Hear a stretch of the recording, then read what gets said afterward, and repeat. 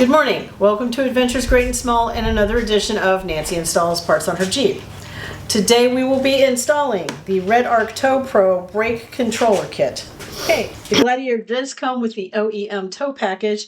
In order to get to underneath the dashboard a little bit easier, we did take the door off. Not a hard project. There will be a link to the video that we did earlier in the year on how to take the doors off and install tube doors. We're going to be replacing the 12-volt battery supply with the control switch for the brake control. Since that's going to be available, we are going to hardwire our Garmin Tread XL into the 12-volt battery cable just to free up all the plug-ins that we need. This is the RedArc Tow Pro kit that we received for our brake controller. This is the control box. This is the switch. This is the knob. This harness will connect the switch to the box. This box also does both inertia sensing and manual control. You can switch back and forth easily. This harness connects the control box to the actual truck. This is the switch mount that will replace the 12-volt connector in the dash. This is the control switch that they sent in case you want to drill a hole into your dashboard. We're not going to do that. This is a mounting bracket. We probably won't use that either. This harness was sent along in case you do not have an existing brake harness in your truck for this. We're going to take these three things and set them aside because we're not using them. Okay, and these are the tools that you will be using for the installation. This piece was a special item we ordered to get the 12-volt out of the panel, $8 on Amazon. This is the door removal kit. Came with my Jeep. Mirror and flashlight to look up underneath the dashboard to find your wiring harness in case the boys tucked it up too far. 10mm socket and ratchet to unhook or actually disconnect the battery. Safety first, doesn't say we have to do it, we're just being on the safe side. Phillips head screwdriver, flathead screwdriver, drill bit for the pilot holes in case we decide to do that, self-tapping screws. Heat shrink, marine grade heat shrink butt splices, heat gun. You need to be careful with this. Ask me how I know. Wire strippers, wire cutters, everybody's favorite zip ties to neaten up your work, and the ever popular Got It at Harbor Freight trim tool kit. We've got 3 or 4 more of those. They're great for everything. You'll need to start with these to pry off the panels. Okay, I've disconnected the battery cable. I'm going to slide this trim tool under here just to keep it from grounding.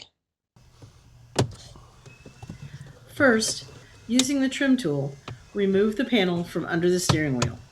This is where the brake controller box will be mounted.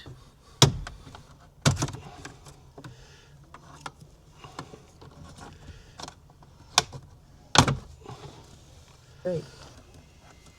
Remove the top center panel, again using the trim tool. These panels are held in by plastic tabs, which require quite a bit of force to remove if your hands are small and not very strong like mine. As I went along, I was more comfortable using more force, which made things easier.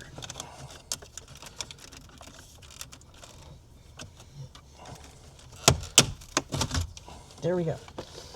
This is the start, stop, interrupt that we put in early. We're going to detach both of these. We're going to take a picture of it first just to make sure I know where to put it back.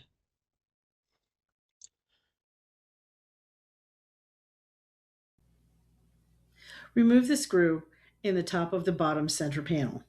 Then pop out the panel. Again, take photo to document the location of wires to aid with the install.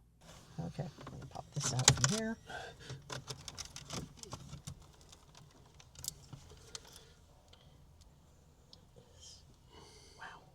Okay, this slot was just a little too narrow, so we're just going to file it off just a little bit so that it will fit in. Insert the switch mount, push in until it clicks.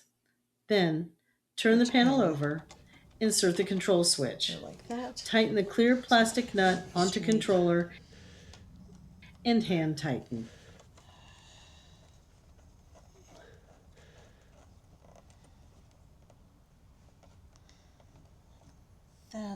Turn control post all the way to the right, then press on the knob with the 0 located at the top. Press the knob until it clicks. This is the plug for the 12-volt connector that we are attaching to our Garmin Tread XL. The black wire is the ground, the red wire is the 12-volt positive.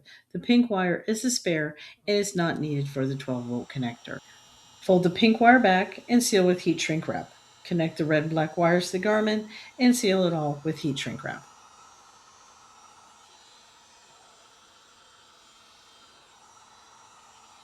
Use a flashlight and a mirror to locate the OEM wiring harness way up under the dashboard. This may prove a little bit difficult. John's long arms had to do it for me. Plug in the brake controller wiring harness to the OEM tow package wiring harness. We chose to mount the brake controller box directly to the crossbar instead of using the brackets included for a sturdier mount with less potential movements. Mark the position and drill pilot holes. Position the controller box and use drill to run in self-tapping screws to securely mount it. Now that we have all of the wires and everything plugged in for the harness, we did reference the pictures that we took earlier. Makes it easier. We are going to now pop back in all the panels and we will be good to go. Plug your remaining wires back in using the pictures you took for reference and snap the panel back in place. Click in the bottom center panel and run it in the screw to secure it. Using our pictures, we've inserted the top panel.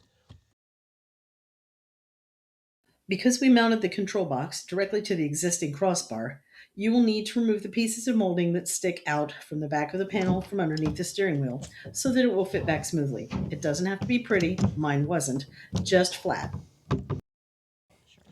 Just pop this right in.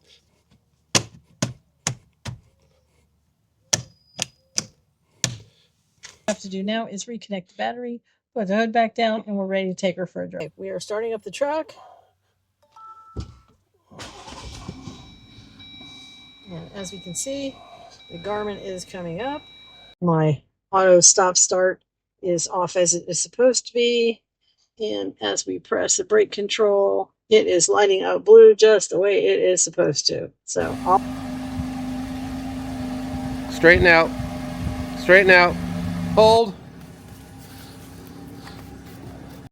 Okay, the light is blue the way it's supposed to be when it's hooked up, and we have got the calibration set to 5, which is right in the middle. We're going to take her for a test run. This concludes our installation video for the RedArc Tow Pro brake controller system. We took the trailer for a quick spin around the neighborhood. Note to self, when you have an empty trailer, make sure that you're not dialed up too high. Our first stop was very abrupt, so we had to dial it down a little bit for the empty trailer. Just check everything and see if you're good to go before you get this thing on the road. Although the introduction to this video does say Nancy puts more parts on her Jeep, I will confess to you that I had to have my husband John help me on some of the hard things. My post-stroke hands are not working quite as well as I would like. The first thing he did was actually plug in the harness to the truck to the wiring harness for the trailer brake controller. My hands were up to the task, but my arms simply weren't long enough. The second thing was that he actually spliced and hardwired our Garmin Tread XL into the power outlet for the 12-volt. Everything's hardwired and neat now. Shout out to Anvil Overland for helping us pick the right system to mount all of our gears to phones, microphone mount, and our Garmin Tread XL. An additional shout out to RightTrailers for helping us pick the right car hauler. We went to their Lakeland store. Their sales guys are great. Thank you for joining us here on Adventures Great and Small. Like and subscribe.